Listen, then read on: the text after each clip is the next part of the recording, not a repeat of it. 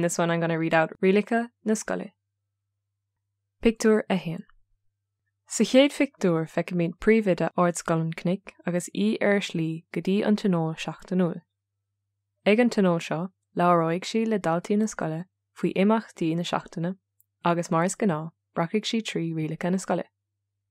Is siad na rialacha tá ann ná meas a bheith ar chách, éad a scoile a chaithimh, an scoile chumad mar thaobh sanna, obair go díolach, gan bhfuilíocht dhéanamh, gan rumme a chugant nó tabach a chaithimh, agus faoihearra gan alcóla óil nó drogaí a thógáil. Pictiúr a dó. I pictiúr a dó is folas nar éis roinnt na daltaí leis an bríomhide agus feiceann míad iad ag briseadh na rialacha.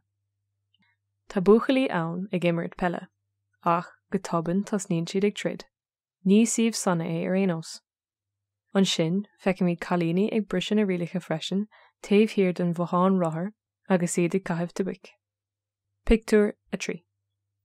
I pictiúr a trí bear Bert Bhuntóir an túsal ó Brian agus Benny Huma ar na daltaí a bhris rialacha na scoile. Tá siad an-chrostaló. Churann an túsal ó Brian a gcuine don na buachalaí a bhí ag trid gur bíad rialacha na scoile meas a bheith ar a chéile agus siomh sanna a chruthú. Fiafraíonn sé díobh an bhfuil éon rud le rá acu. I gcás na galíní, tá Benny Huma ag tuairt amach chomá. Deir sí go ndéanann tabhac dochar dáslánta agus gur cur amú airgid é. Pictiúr a 4. Nuair a héan na daltaí a bhaile, ceistíonn na dismothirí iad. Deir sí go bhfuair siad léithún scoil sa trónóna ag rá go raibh a báiste i driblód. Fiafraíonn siad díobh cad a rinne siad. Dar leo beidh cruinniú ag cá leis an príomhide ar maidin faoi. Tá úna agus scanra ar na daltaí. Tá is acu go bhfuil siad a bunk ceartanis. Pictiúr a 5.